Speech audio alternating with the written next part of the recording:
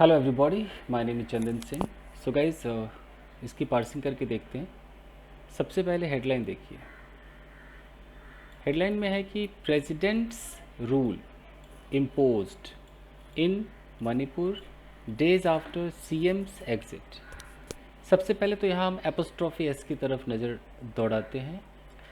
बात हो रही है, प्रेसिडेंट की बात नहीं हो रही है, प्रेसिडेंट के रूल की बात हो रही है, यानी कि एपोस्ट्रॉफी एस लग गया तो ये हमारा मेन नाउन हो गया, राइट।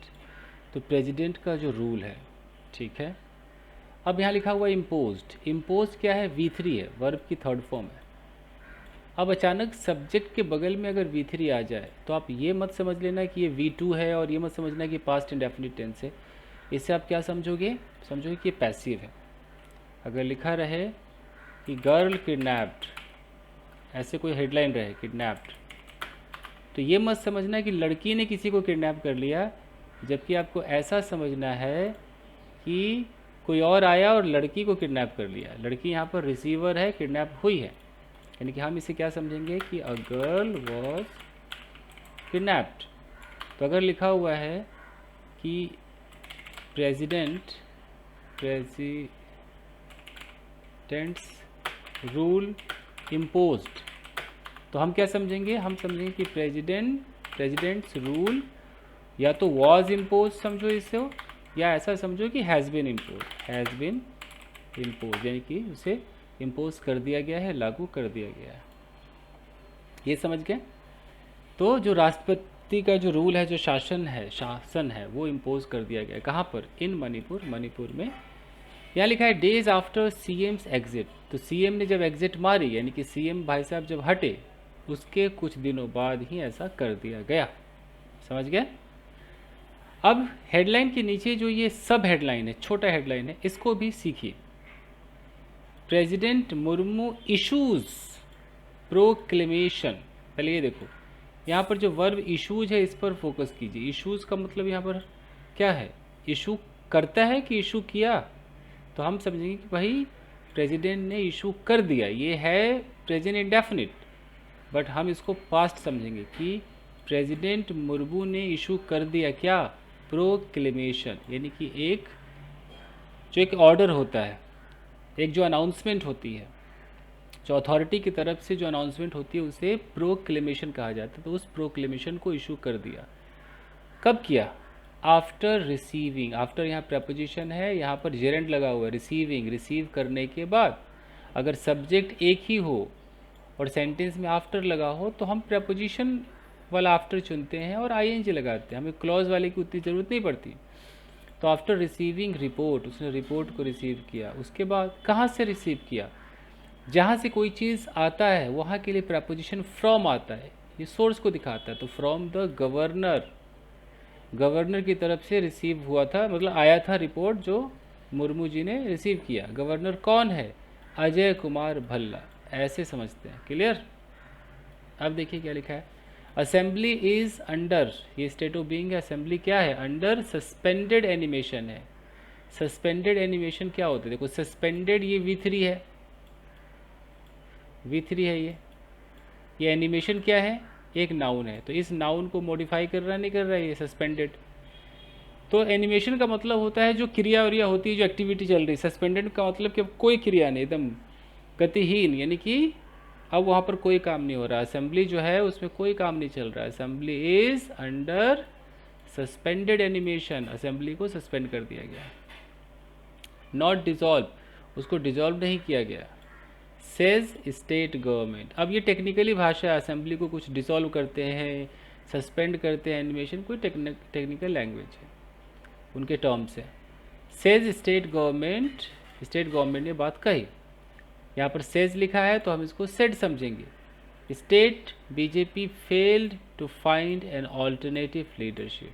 अब कहा जा रहा है कि जो स्टेट की जो बीजेपी थी वो फेल हो गई to find an alternative leadership to replace Biren की, बायरन क्या नाम है वहाँ के चीफ मिनिस्टर का, कि इनको रिप्लेस करने में वो फेल हो गई।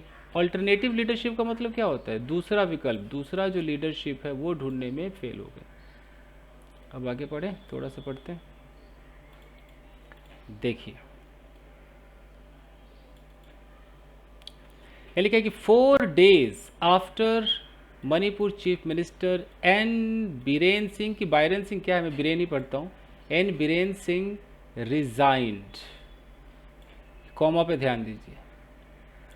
फिर लिखा है कि president's rule was imposed on Thursday in the north eastern state, यहीं तक रुकिए अभी। ये हमारा जो सेंटेंस है ना, ये आफ्टर वाला सेंटेंस है। अब इसको हम कैसे समझेंगे, देखते हैं आफ्टर वाले सेंटेंस को कैसे समझेंगे। देखिए न्यूज़पेपर में क्या करते हैं लोग, जैसे आप क्या कहते हो कि 2 दिन बाद, तो आप कहते हो कि आफ्टर 2 days, ऐसे बोलते हो ना, आफ्टर 2 days कहते हो। अखबार में क्या लिखेगा, 2 days, और यहाँ पर आफ्टर लिखेगा। अब यहाँ आफ्टर के बाद रुकना नहीं है, अब आफ्टर के बाद आपको एक सेंटेंस बोलना है। 2 days आफ्टर के बाद आप यहाँ पर एक सेंटेंस बोलेंगे। ये सेंटेंस आपका एक्टिव भी हो सकता है और ये सेंटेंस आपका पैसिव भी हो सकता है, ठीक है। तो आपने बोला कि भाई 2 days after Sonu got married, मैंने एक सेंटेंस लिख लिया। तो इसका मतलब क्या हो गया, सोनू के शादी करने के 2 दिन बाद। अब यहाँ पर आपको कॉमा लगाना, कॉमा के बाद अगला स्टेटमेंट बोलो जो हुआ। तो 2 days after Sonu got married a lot of people came to him to meet, बहुत सारे लोग उसके पास आए मिलने के लिए। तो बहुत सारे लोग कब आए मिलने के लिए, सोनू ने जब शादी की उसके 2 दिन बाद आए। ये तरीका होता है अखबारों का।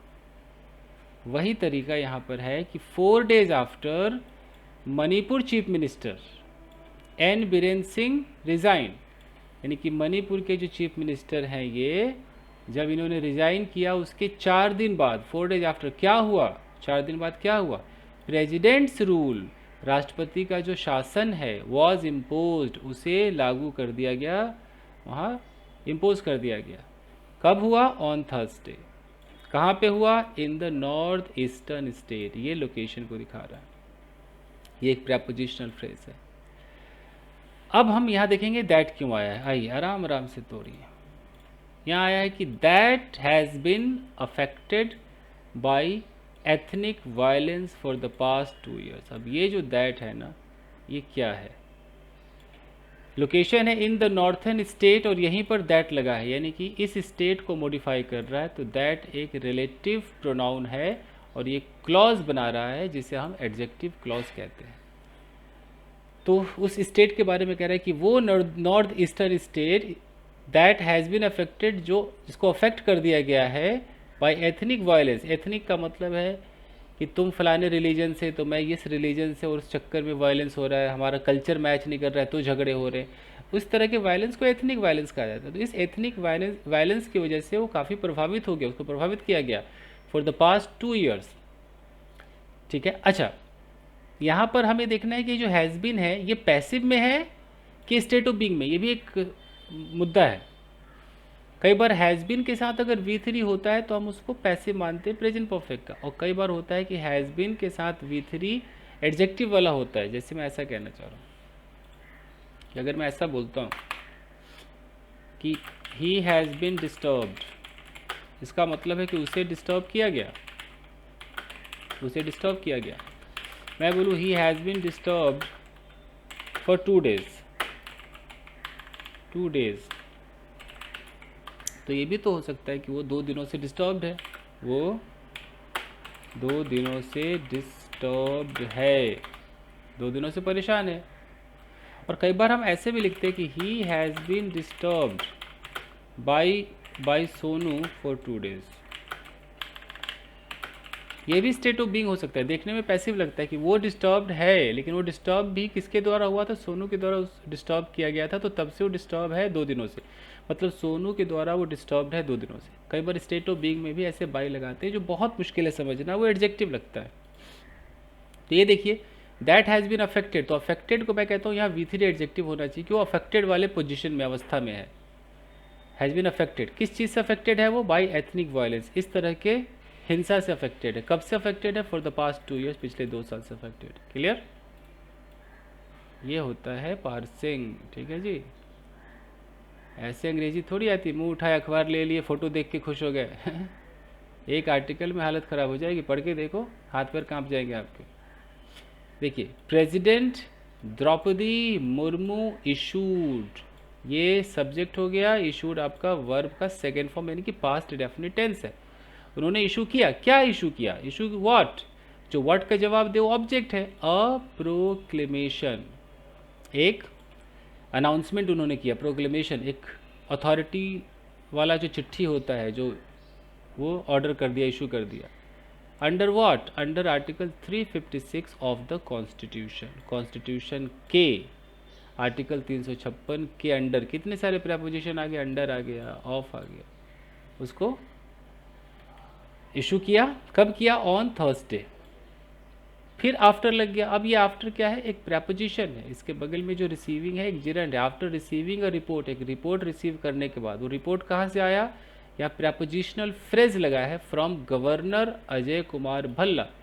अजय कुमार भल्ला एक गवर्नर है, उनसे एक रिपोर्ट प्राप्त हुआ मुर्मू जी को, फिर उन्होंने क्या कर दिया, इशू कर दिया प्रोक्लेमेशन।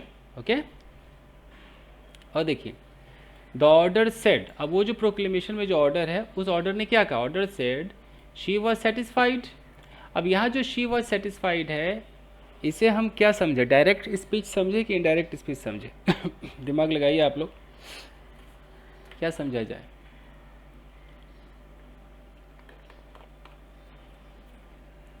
समझ में नहीं आ रहा है ना, मैं आपको ऐसे समझाता हूँ। होता क्या है, अगर मैं ऐसे बोलूँ, मैं एक बोलूँ डायरेक्ट स्पीच, बोलूँ कि शी सेड मैं खुश हूँ, आई एम हैप्पी। इसको इनडायरेक्ट में आप कैसे चेंज करोगे, तो इनडायरेक्ट में होगा शी सेड का तो सेड ही रहेगा। अगर वो said to me to her होता तो हम टोल्ड लगा भी सकते थे, अभी तो लगा नहीं सकते, तो शी सेड बीच में दैट लगेगा।